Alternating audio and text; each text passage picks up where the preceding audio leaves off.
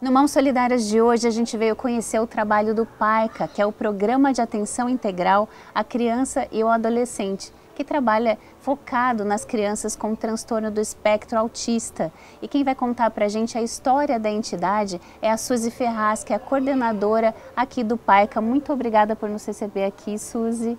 Eu que agradeço bastante, é uma honra, né, receber vocês e levar um pouquinho desse conhecimento, né, sobre o TEA, o transtorno do espectro do autismo, e sobre o PAICA também.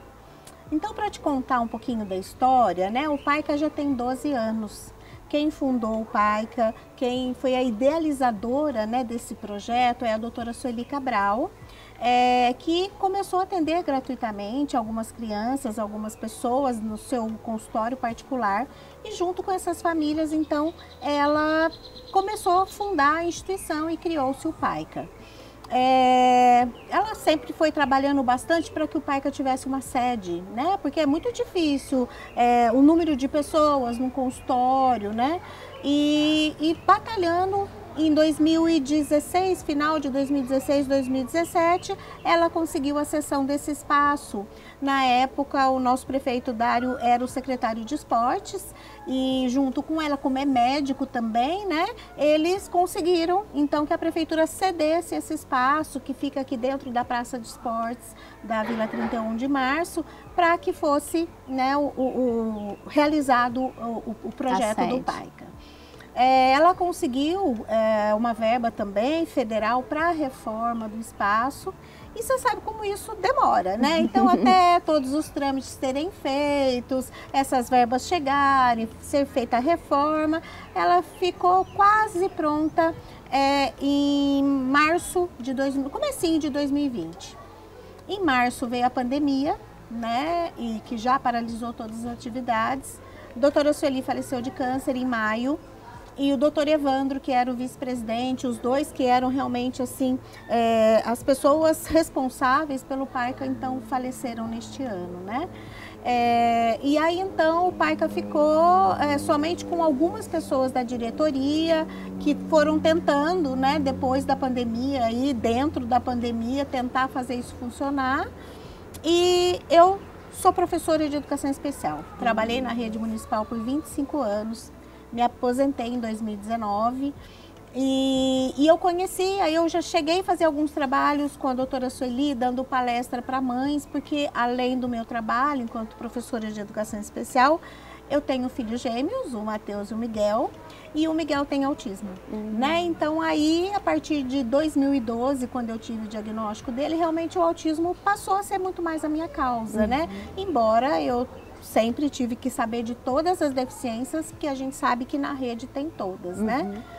Mas aí uma das pessoas lá da diretoria que me conhecia me convidou, falou, vamos lá conhecer o espaço. Nós viemos aqui nesse espaço que não tinha nada na época, era só realmente a construção, né?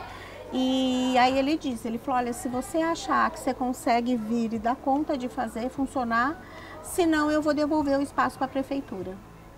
E aí, como eu disse, tinha acabado de me aposentar, achei que eu ia passear, achei que eu ia aproveitar a vida, né?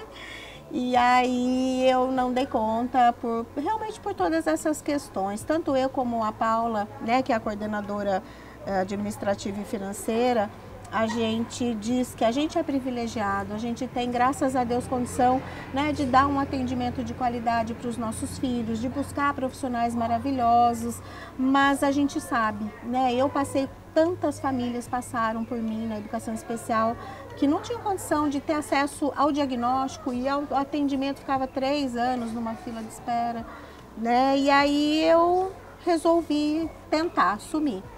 Então, junto com algumas amigas, junto com a minha sogra, que foi administradora da Unicamp, a gente foi fazendo tudo isso acontecer, né? Então a gente foi atrás de todos os registros, porque o PAICA não tinha nada disso. E a gente não consegue nada sem a documentação em ordem. Sim. Então, atrás de registros no Conselho Municipal da Criança e do Adolescente, no Conselho Municipal de Assistência Social, enfim, vários outros registros que a gente precisa fazer, e tudo isso leva muito tempo, né?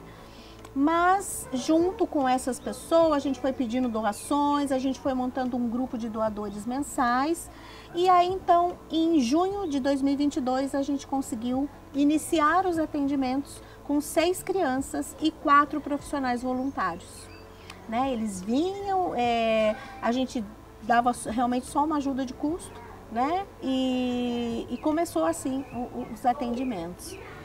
Quando chegou em novembro de 2022, a gente conseguiu uma parceria com a FEAC.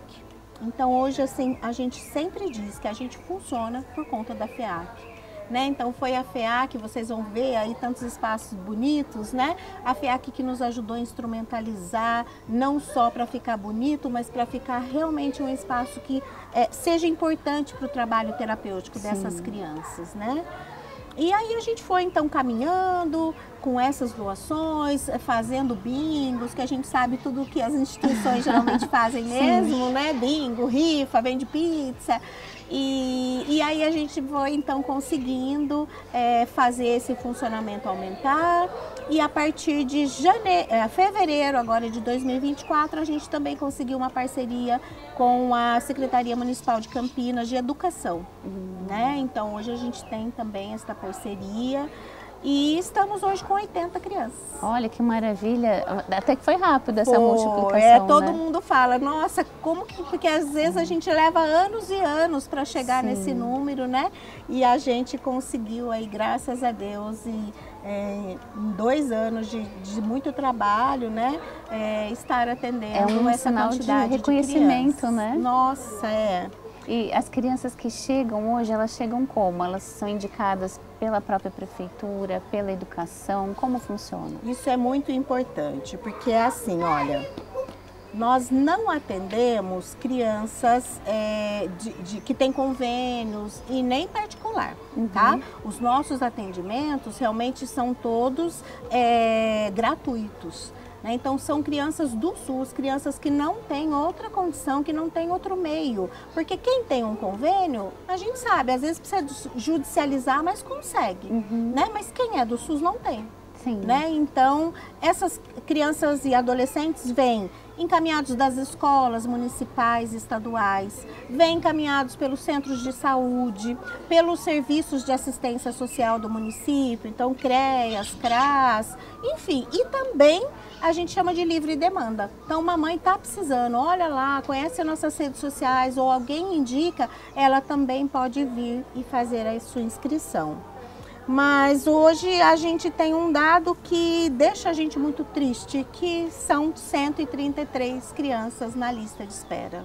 É o dobro, né? Nossa, essa semana passada mesmo chegou uma mãe e ela veio para fazer inscrição e aí quando a nossa secretária falou para ela que tinha 133 crianças na lista, ela começou a chorar.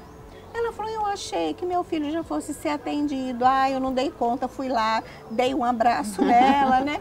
Mas é isso, a gente realmente assim, fica muito mobilizado com todas essas famílias que nos buscam, né? E a gente orienta, olha, vai buscar os seus direitos, tem a Defensoria Pública, o Ministério Público, a gente tem que avisar para as pessoas que tem muita gente esperando, tem muita gente sem atendimento. Né? E a gente sabe que essa janela de oportunidade, essa estimulação precoce, quando ela acontece, a pessoa nunca deixa de ser autista, né? Sim. Mas ela pode até diminuir de nível. Então, se ela é uma autista nível 3, que precisa de muito suporte, ela pode vir a ser uma autista nível 2 ou nível 1, que precisa de menos suporte. Sim. Né? Então, ser mais autônoma, independente. E então, realmente, assim, a gente tem buscado aí muitas pessoas para construir novos centros, novos caminhos, que atendam na cidade de Campinas. Mais cedo a gente conversou com algumas mães que passam aqui pelo PAICA, né? E elas disseram da importância que fez na vida delas e na vida dos filhos. E a gente vai acompanhar agora um VT sobre isso. Um dos serviços do PAICA é o atendimento familiar. Olha, nós recebemos mães em vários estágios, né? Aquelas que acabaram de receber o diagnóstico, ainda estão naquela fase de luto, né, do filho idealizado. Recebemos mães nos estágios já de aceitação, pais, né? muitas famílias mononucleares, né? Tem muitos pais que abandonam as mães, né? Quando a gente recebe os pais aqui é uma alegria enorme, porque eles trazem muita força. E esse trabalho, ele visa o acolhimento a essas mães. Então, nós acolhemos essas angústias, nós acolhemos tanto com psicoterapia de grupo, né, a partir das demandas que elas trazem, acolhemos com psicoeducação, então vários temas justamente pela falta de conhecimento, né. Então aparece muito dificuldade com a questão da seletividade alimentar, da comunicação, transtorno sensorial, né? Uma série de outros temas aí relativos aos comportamentos dentro do espectro autista. O círculo de apoio é um ponto importante do atendimento psicológico. E um acolhimento também que tem a sua riqueza, seu grande ganho no compartilhamento que esses grupos fazem, na medida em que eles desenvolvem esse vínculo, né, entre essas famílias que são bem heterogêneas, porque a gente tem pai, mãe, tia, cuidador, avó, irmã, padrinho e em vários estágios. O tempo dedicado aos filhos reverte também aos pais. Enquanto a criança está nas terapias, os pais estão nos grupos. Então, grupo de 8 às 9h45, de 10 às 11h45, 13 às 14h45, 15 às 17, todos os dias. Meu filho veio para cá, ele ainda não tinha um laudo específico, mas foi o que mudou, assim, da água para o vinho. Em menos de 6 meses ele já estava evoluindo muito. E assim, eu não tenho o que falar, a Marisa, sabe, me acompanha desde quando eu vim para cá ainda, e sabe muita coisa da nossa vida, a gente acaba criando vínculos aqui, né? Porque não é só as crianças, não são só os problemas do TEA. É a sobrecarga da mãe, a sobrecarga da família, é do dia a dia, é pesado, não é fácil, mas tendo rede de apoio, tendo com quem conversar, pelo menos para dividir aquele peso, faz toda a diferença. Porque tem muito conselho, não só da nossa psicóloga, da Marisa, mas das mães também, te aconselha bastante, sabe? Então, é uma coisa muito bacana. Então, como assim, tem 2 dias que eu venho pra cá, tem dia que eu fico esperando chegar aquele dia para poder. Aí você vai só martelando aquilo na cabeça, aí chega no dia, aí a gente desaba, fala, então chora. E sai diferente.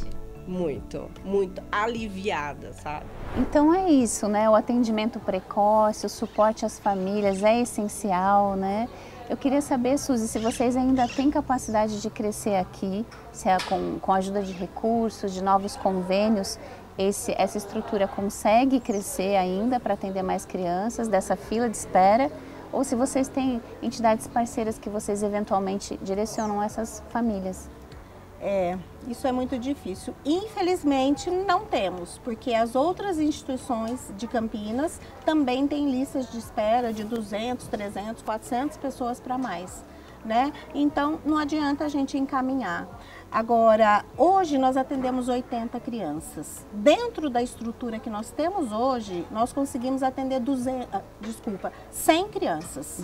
Tá? Então, 100 crianças a gente conseguiria atender dentro dessa estrutura que a gente tem hoje, apenas contratando mais profissionais e tendo mais recursos realmente para todo esse trabalho. Para a questão humana, né? Exatamente. Agora, a gente tem espaço para construir, né, aqui um pouco mais, mas o que a gente tem visto hoje é uma necessidade muito grande de construção lá do outro lado da cidade. A gente sabe que na região noroeste, sudoeste, não tem nada. Nós temos famílias aqui que pegam às vezes até 2 ônibus para chegarem. E uma criança com autismo no transporte, não interessa se seja transporte próprio, se seja ônibus, seja uma perua que traga, esse tempo todo já desregula muito essa criança, né? Então eu digo que assim, a gente pede, por favor, né, para que sejam construídas outras instituições realmente nessas outras regiões da cidade. Se for PAICA, ok, a gente está à disposição para crescer e para ajudar. Mas que seja qualquer uma, que realmente faça um trabalho de qualidade com as crianças, né? Referência tem para buscar, né? Tem, a gente está aqui à disposição. Suzy, muito obrigada por compartilhar essa história. Agora a gente vai bater um papinho com a Paula para saber como é que a entidade se sustenta e os canais também para quem quiser ajudar. Muito obrigada. Ok, eu é que agradeço a oportunidade. E agora a Paula Baggio, que é coordenadora administrativa aqui do PAICA, vai falar dos desafios funcionais, estruturais da entidade para se manter, né, Paula? Sim. É bastante difícil, né? A gente é novo, né? O PAICA, apesar de ter sido fundado em 2012, essa atividade dele efetiva começou agora de 2022 para cá, né? Assim como a questão própria do autismo, né? As coisas assim nos últimos anos que vem tendo mais diagnóstico, aparecendo mais, não é que está aparecendo mais casos, os casos sempre estiveram aí, o que eles não tinham era conhecimento, não tinha nome, né? Vamos dizer assim, para isso, né? E é difícil você mobilizar, não é fácil você mobilizar a sociedade, apesar de ser um tema de que quando as pessoas veem, as crianças, essa condição, não há quem nos sensibilize, mas eu acho que a dificuldade é que quando se lida com esse público, principalmente os casos mais severos, mais agravados, as famílias não estão na rua, né? E o autismo não tem cara, né? Então muitas vezes você está andando com uma criança autista na rua, que tem uma série de comprometimentos, mas você não, num primeiro momento você nem desconfia que aquele é autista, não tem noção da quantidade de prejuízos que ela pode ter naquela condição e de quanto de ajuda que ela precisa, né? Por isso do colar, né? Então por isso do colar, por isso a necessidade que o PAICA vê de estar sempre divulgando, levando informação, mostrando, né? Na grande maioria são muitos comportamentos inadequados, então as pessoas veem aquela criança como birra e etc. Então assim, é um movimento novo essa sociedade enxergar essas pessoas como pessoas que têm uma deficiência, não é simplesmente uma falta de corretivo, uma falta de repreender e etc. Né? Realmente é uma deficiência que precisa de muito suporte, principalmente, né, e efetivamente nos primeiros anos de vida, que é onde você consegue melhorar essa condição dessas crianças, né? E a gente vem tentando aí, né, uma longa batalha desses últimos 2 anos aí, de fazer a instituição acontecer, né? Ela começou com 6 atendidos, hoje são quase 80 atendidos, uma fila de espera de 132 crianças. Nossa, né? De 0 a 14 anos. De 0 a 14 anos. Primeiro semestre de 2022 funcionamos com uma ajuda de custo, então tinha 4 ou 5 profissionais da área técnica que vinham aqui a troco de gasolina mesmo. Olha, põe a gasolina no carro, vou atender 4 crianças e vou vir embora. E aí a gente foi levantando essa demanda aí no município e chegou-se aí aos números que, infelizmente, eles não diminuem porque o autismo, além de ele estar numa crescente de diagnóstico, alta é a médio e longo prazo. Você não vai ter alta, não vai ter uma criança que eu vou tratar 1 ano, 2 e eu vou dar alta para ela, né? Então, é contínuo. É contínuo, um tratamento, um acompanhamento aí para o resto da vida, né? E no final de 2022 a gente conseguiu uma parceria com a FEAC, então assim, a gente está em pé hoje por causa da FEAC, né? A FEAC veio em 2022, fez esse investimento no PAICA, que permitiu que a gente pudesse instrumentalizar o PAICA, né? Ter os equipamentos necessários, né? Os testes, enfim, contratar um pessoal, realmente esse pessoal passar a ser remunerado, né? E ações que a gente tem de doação, então a gente tem um programa de doador mensal, que a pessoa ela pode entrar em contato com a gente, né? Entrar em contato com o PAICA, e ela se compromete, aí a gente pede esse compromisso de 12 meses, porque é a maneira que a gente tem de mais ou menos ter um equilíbrio, um balanço, uma receita, se organizar. Qual é o canal para a pessoa entrar em contato? É só ligar no PAICA, entrar no PAICA, né? A gente tem o nosso telefone na página do WhatsApp, na página do Instagram, e essa pessoa fala, olha, eu quero ser um doador mensal, e ela vai doar. O que importa é a fidelidade, não importa se é R$10, R$30, o que ela puder, que couber para ela é bem-vindo para a gente. E voltando um pouco, né, quando a gente falou do custeio que veio da FEAC, a gente naquele momento, a gente conseguiu investir 100% do custeio na área técnica, né, então custeou a fono, a TO, a psicóloga, a pedagoga, enfim, é fisioterapeuta. Mas, para além da equipe técnica, gerir uma OSC hoje é gerir uma empresa, né? Sim. Ou mais, né? Porque é uma prestação de contas, uma responsabilidade extremamente grande e que se você não cumpre, também os repasses não acontecem, né? Sim. E para isso você precisa ter uma equipe que sabe o que está fazendo.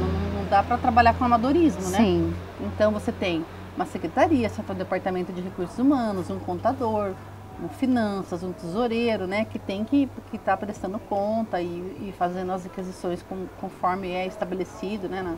Nos convênios, nas rubricas, né?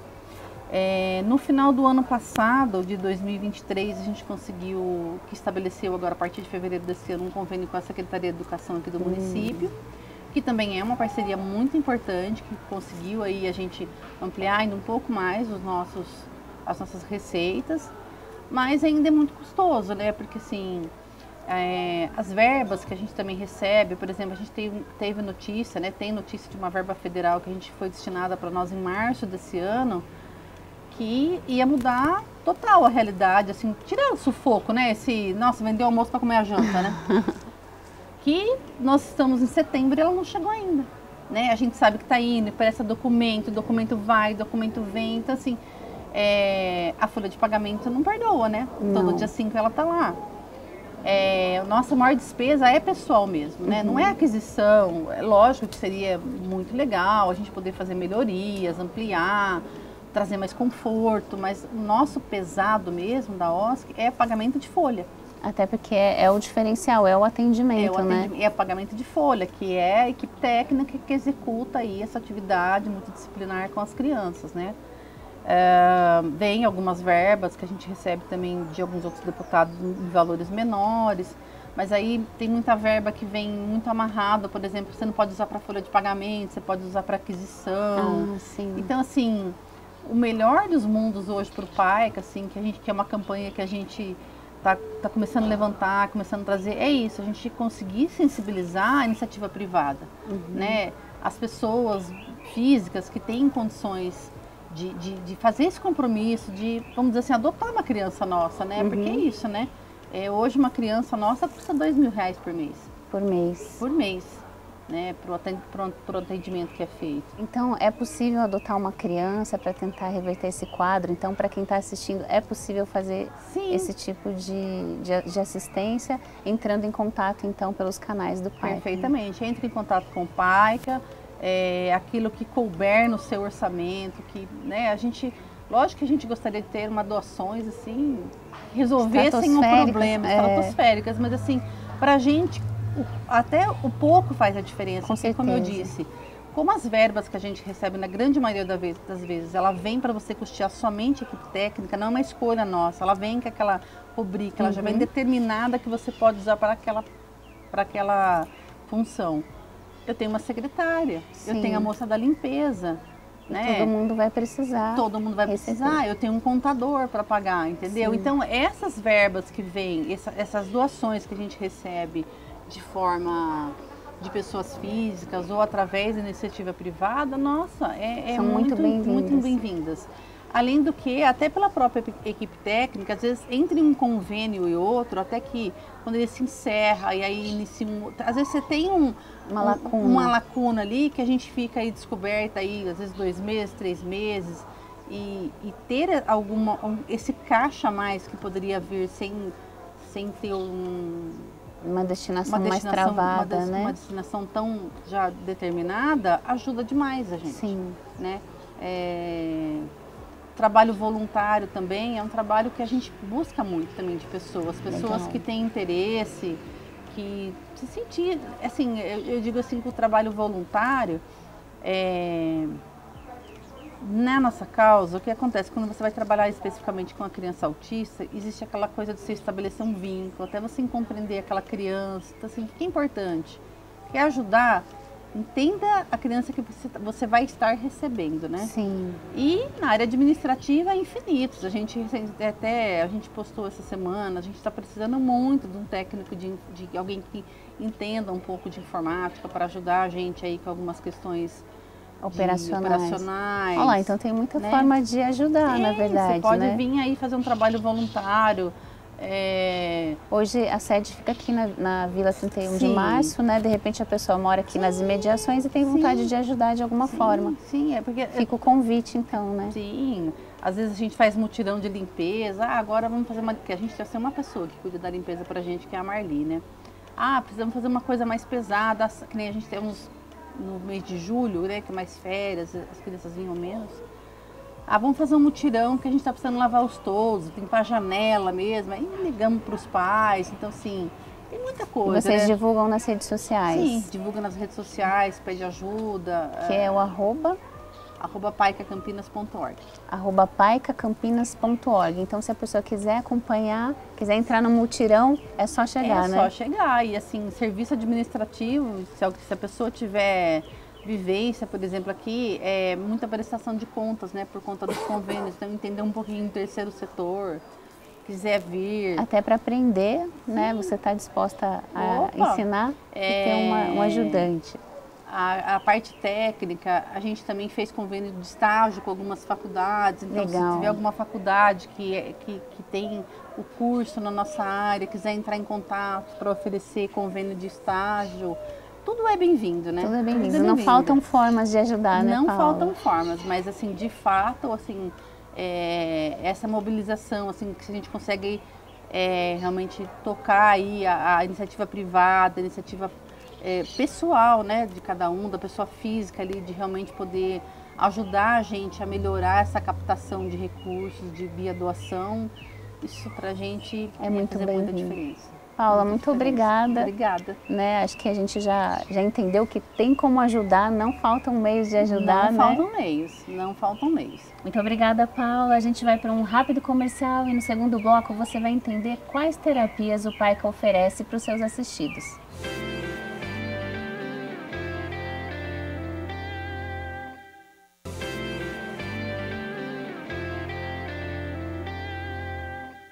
De volta para o segundo bloco, a gente vai falar agora sobre a importância dos estímulos direcionados para cada criança. E quem vai falar para a gente sobre esse assunto é a Roberta Marques, que é fisioterapeuta, psicomotricista e supervisora aqui do PAICA. Muito obrigada, Roberta, por nos receber aqui nesse lugar tão bonito, né? Obrigada a você pelo convite, uma honra participar aqui, poder... esclarecer mais sobre esse assunto, com né? certeza. Para quem está assistindo, tem muita coisa ainda para a gente conhecer sobre o assunto do espectro do autismo, né?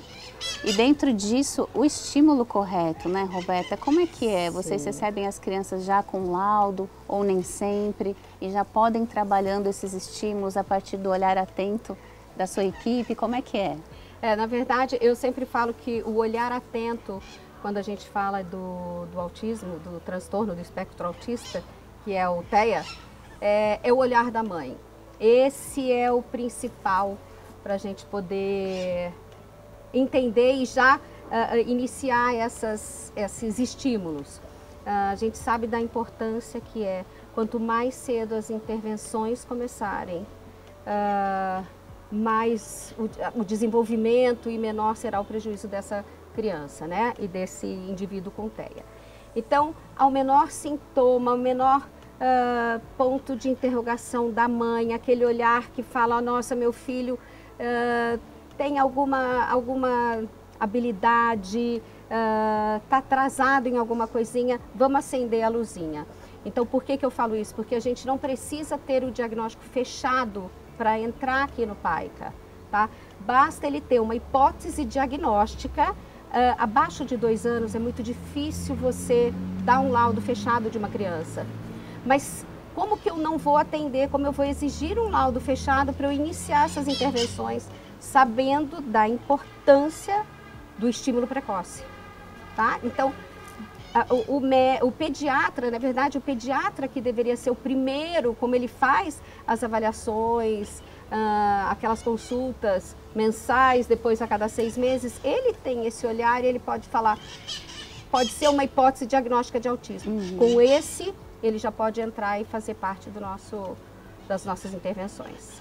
E até porque a mãe está todo dia, né? E dentro do espectro tem muita diferença, tem muita coisa que pode ser um sinal, mas que também pode não ser um sinal. Hoje, Com 4 meses de idade, de repente, você consegue ver sinais autísticos, tá? Não que realmente vai ser o autista, vai ser uma criança autista. O autismo ele não adquire, ele nasce, a criança nasce, a pessoa nasce com o autismo. Então, com 4 meses de idade, você já consegue ver um sinal autista. Qual seria esse? Nossa, mas com 4 meses, né, tão pequenininho, a criança mamar. Na amamentação, a criança não está olhando para a mãe, peraí, já acende uma luzinha, porque o contato visual é uma habilidade básica que vai desenvolver imitação, são vários outros fatores. Então, com 4 meses, você viu, peraí, a criança está mamando, mas não está olhando para a mãe. Então, tem que ter o pediatra, esse olhar do pediatra. Então, a mãe já observa aquilo, ela já sentiu que tem algo diferente. Leva no pediatra, nossa, vamos continuar observando. Leva para a estimulação.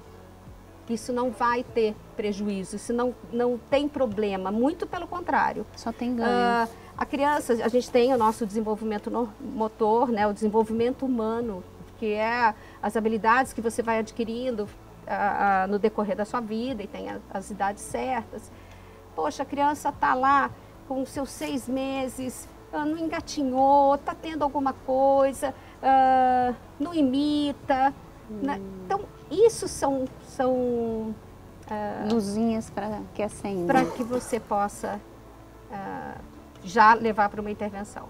E hoje aqui no PAICA vocês então recebem crianças que ainda não têm diagnóstico fechado? Com a hipótese diagnóstica. Eu preciso ter a hipótese diagnóstica de autismo. E aí sim de um profissional, ou um médico, ou um psicólogo? Não, somente com a hipótese diagnóstica, ela só é dada pelo médico. Pelo pediatra? Só pelo pediatra, pode ser um neuro. O laudo fechado ele é dado por um neuropediatra ou por um psiquiatra infantil, né? Mas o pediatra, ele dá a hipótese diagnóstica. Ele já pode dar essa hipótese e aí a criança chega para cá. Se você tiver um prejuízo muito grande nessas habilidades, aí normalmente a família acaba levando realmente para um neuropediatra ou um psiquiatra. Então aí vem com a hipótese diagnóstica deles. Mas se não o próprio pediatra. Eu sempre falo que, gente, como eu quero que todos os pediatras tenham esse entendimento de, pode ser, tem uma hipótese, dá esse laudo, faz esse encaminhamento. E como é que é hoje? Você acha que já estão preparados os profissionais que lidam, por exemplo, os pediatras, os próprios neuros para lidar com as crianças mais novinhas? A sociedade está preparada já com esse aumento que a gente sabe que aumentou muito, né? O que eu vejo sobre o aumento do autismo, quando você tem um diagnóstico de autismo na família, então você vê lá o seu filho foi diagnosticado, diagnóstico fechado do autismo. A gente sabe que tem a causa genética, que é 98% é uma causa genética, hereditária. O que acontece? De quem vem? E aí você começa a entender ou observar características ou no pai ou na mãe. Nossa, então eu acho que você sabe que ele também pode ser autista. E aí esse pai e essa mãe vão fazer uma avaliação. É diagnosticado autista. Então, esse aumento... Foi no diagnóstico. Foi no diagnóstico. E aí, o que eu falo, hoje você tem um número de descobertas de autistas adultos muito grande. Ele entra na estatística, que é de 1 na para verdade 36. Não foi visto lá atrás, mas não existia. Foi visto lá atrás, porque antigamente... Aí você tem aquela criança muito tímida, não vai... E não que eu estou falando que toda criança tímida é autista. Toda criança com atraso de fala é autista. Não, você não pode generalizar isso, tá? Você tem que ter todas as características para que você feche. Mas aí você tem aquela que, ela atrasou para falar, mas ela falou.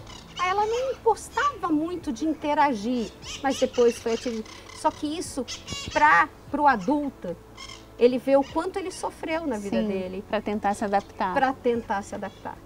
Só que daí aí ele teve um filho autista. Aí ele vai se ver autista, ele entra para a estatística de 1 para 36. Então não é um aumento de nascimento de pessoas. Não é um aumento de nascimento. É de diagnóstico. É de diagnóstico. E com relação a gênero? Existe um aumento do nascimento porque aí você tem aquele autista adulto que não era autista, né? Que foi só descobrir quando cresceu. Não tinha essa amostragem de referência, referência, e aí você né? tem essa informação hoje dada das características do autismo, então muito precocemente você já entra nessa estatística. Aí você fala, não, meu filho é autista. Então, você entendeu que é um conjunto de fatores? Sim, até porque também o autismo, ele é um espectro, né? O TEA. Então tem o TDAH, por exemplo, que também entra nessa conta, né? Não, o TDAH ele não entra na do TEA. Ah. Existe também uma coisa que a gente fala que é o fenótipo ampliado. Então você tem aqui um círculo que é o TEA, que ele tem todos esses comprometimentos. Aí você tem um que está dentro do normal. E aí você tem bem no meio, sabe quando eles se juntam? Mas tipo assim, ele não fica totalmente nas características normais e nem totalmente nas características do autismo. Como então, se fosse ele aquele fica conjunto num fenótipo ampliado. Ah, Tá? Ele não fecha para TEA, mas ele também tem algumas particularidades do TEA, algumas características do TEA. Ah, interessante. Tá? O TDAH sozinho, ele não é TEA. Ah, tá. Ele é um transtorno de déficit da atenção e hiperatividade. Muito comum, como uma comorbidade do TEA. Mas TEA não não entra, vem sozinho, ele vem não com entra combo. aqui, por exemplo, sozinho não entra para o Não PAICA, entra por pro exemplo. TEA. Não, o TDAH não entra pro TEA. Ele entra, o TEA, ele pode ter TDAH. Sim. Mas nem todo TDAH é TEA. É TEA, perfeito. E aqui no PAICA, quais são as habilidades, os estímulos que eles vão trabalhar através de todas as terapias que vocês oferecem? Então a gente tem a pedagogia, psicopedagogia, fonoaudiologia, psicologia, fisioterapia e psicomotricidade, terapia ocupacional, arte-terapia, musicoterapia. É tudo integrado? Tudo integrado. E aí o assistido chega, aí vocês fazem uma anamnese, Isso, primeiro ele vem e faz a anamnese social, né? Então ele passa pelo assistente social. Daí a gente faz a anamnese geral. Todos os dados, a história, tudo da criança e da família. Depois a gente faz uma avaliação, tá? Para saber o que quais os prejuízos dessa criança. E a gente direciona, seria fantástico se todas as crianças passassem por todas as terapias. Mas hoje a gente não consegue. Então a gente vê a maior dificuldade, o maior prejuízo dessa criança e a gente encaminha para aquele profissional. Mas mesmo assim, então vamos pensar que ele tem um prejuízo muito grande na fala, mas ele tem um lado comportamental também que ele precisa, mas ele também tem uma alteração postural. Então o que hoje está sendo mais desafiador para ele? É fono e psicologia, ele vai para essas. Mas eu dou o meu olhar como fisioterapeuta e psicomotricista que possa ser trabalhado nessas duas sessões. Então é sempre muito ligado um com o outro. É acompanhado individualmente mesmo. Porque eventualmente essas duas que vocês vão atacar, né, como prioridade, já vão repercutir um pouco nessa questão da postura e vice-versa. Sem dúvida. É muito legal, né? Porque é muito individualizado mesmo. Por isso que a resposta é tão rápida, né? Exatamente. E claro que a gente não tem que vir com essa expectativa de resposta, mas todo estímulo que tem uma resposta positiva é muito bem-vindo, né? E o ganho quando você estimula uma criança, a gente já atendeu crianças de 1 ano e 8 meses, foi o menorzinho que a gente atendeu. E eu venho muito daquelas, eu chamei de bebê pandemia, porque o bebê pandemia era aquele que realmente ele já não tinha interação, mas era normal daquela mãe que teve aquele neném, você não quer que ele tenha contato com ninguém, porque você tem medo de pegar Covid. Sim. Aí a família que estava trabalhando home office, eu não vou ter tempo de estimular meu filho a falar, a andar, ele não conseguia ir num parquinho, as crianças que moram em apartamento não podiam descer para a área de lazer, então ela fica dentro de casa. Então você concorda que essas crianças tiveram um prejuízo muito grande? Sim. Então, quando levou para o médico falou, hipótese diagnóstica, traz para estimular. Trouxe para o pai, que a gente estimulou, eu posso falar, e eu falo assim até muito contente, que 3 eu não falo que elas saíram do espectro, porque elas não estavam. O prejuízo delas era realmente devido ao bebê pandemia que eu porque ela Todo tava mundo lá. precisa de estímulo no final das contas, era né? falta de estímulo e os médicos não laudaram, eles realmente não eram autistas. Então por isso que eu falo, o laudo fechado de autismo é muito difícil dar com abaixo de 2 anos. Vem com o tempo, né? Então, vamos mostrar um pouquinho, então, 2 atividades que a gente acompanhou, a arte-terapia e também o acompanhamento psicopedagógico, né? E a gente já volta. Isso! As terapias oferecidas de estímulos múltiplos são pensadas caso a caso. Ela é diferenciada até mesmo por conta do espectro, porque a gente sabe que o espectro é muito variado, então tem diversos níveis de suporte, cada criança tem uma questão cognitiva, tem uma questão até mesmo cronológica, porque nós temos aí a variação de 0 a 14 anos, então tudo isso varia conforme esses aspectos. E nós aqui fazemos um trabalho diferenciado, né? Porque a gente troca, né? Depois que a gente atende essa criança no nosso horário, a gente troca com a outra profissional, que seria psicóloga, ou fisioterapeuta, ou terapeuta ocupacional, ou fono, né? Fonoaudióloga, para que a gente veja essa criança como um todo, de forma integrada. A arte-terapia é uma dessas atividades oferecidas pelo PAICA. A arte-terapia, ela é uma mistura de terapia e arte, sem uma função estética, assim, uma preocupação com o resultado final. É muito mais importante o processo de criação, o processo que acontece durante a sessão, pensando numa parte mais terapêutica mesmo do que está sendo feito, trazendo temas, atividades diferentes. E os estímulos sensoriais são muito benéficos para as pessoas com transtorno do espectro autista. O que a gente faz é trabalhar o desenvolvimento dessa parte criativa, né? A parte de sensibilidade, desenvolvimento de coordenação, capacidade de trabalhar a questão emocional, das emoções, né? Quais são as memórias, algumas informações que aparecem nos desenhos, alguns símbolos. Então a gente vai trabalhando, trazendo todo esse processo de arte com música, com desenho, com pintura, com modelagem. E a gente vai trabalhando para que a criança consiga se expressar melhor de uma forma que não só verbal, mas são comunicações alternativas através do desenho, da pintura, da expressão artística do mundo interno dessas crianças. Com o Lorenzo, a atividade hoje é de modelagem. Ele tem uma capacidade de trabalhar, né, gosta muito de trabalhar com a massinha. Então a gente vai modelando e vendo as formas que vão aparecendo, a maneira como ele vai usando, a gente vai direcionando e trazendo outros materiais. Então a ideia hoje é que ele faça a modelagem e depois a gente vai trabalhar um desenho com giz de cera num papel que é um papel diferente, que tem uma textura diferente, que é um papel camurça.